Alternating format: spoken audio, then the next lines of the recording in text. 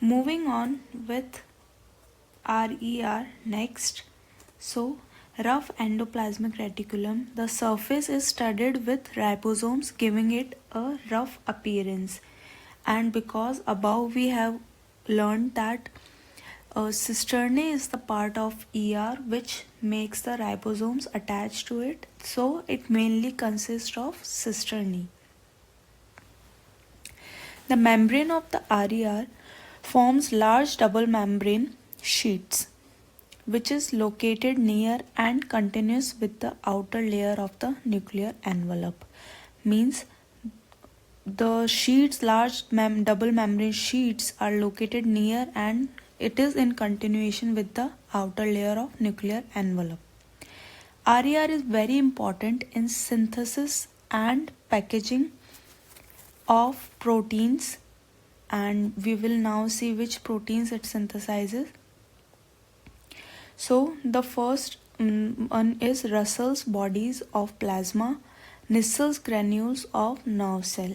So it is very important point, and you should know this, that synthesis and packaging of proteins like Russell's bodies of plasma and Nissel's granules of nerve cell is done by RER, rough endoplasmic reticulum. Binding site of the ribosome on the RER is the translocone. You need to remember this term, translocone. It is the binding site of ribosome on RER, and which site on RER? Cisternae. So the ribosomes bound to the RER at any one time are not a stable part of this organelle structure. Means the ribosomes are not permanently bound to RER. They can move and they are unstable.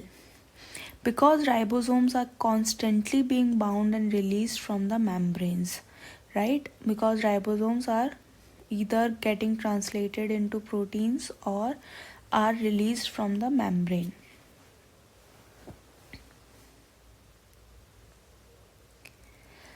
That the ribosomes that become attached to the ER synthesize all transmembrane proteins.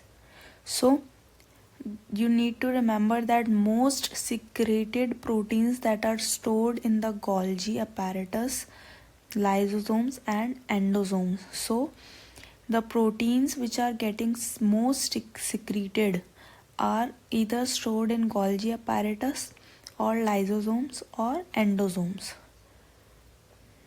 Now we will come to learn about another topic, which is protein transport. As we know that proteins are formed in the endoplasmic reticulum, they are transported through the tubules towards proteins of the SER that lie nearest to Golgi apparatus, right? So in this diagram here you can see ER is there, COP2 and COP1. Here we will understand their terms. These are tubules that are extended from ER and getting transported to this complex, which is basically in endoplasmic and Golgi complex, intermediate complex. From here you can see these COP2 tubules are getting extended from ER, while from this intermediate complex COP1 tubules are made. Here they are either getting transported or received from Golgi. And which Golgi? Cis Golgi phase. So the shortcut to this process is from ER, proteins of SER are going to Golgi.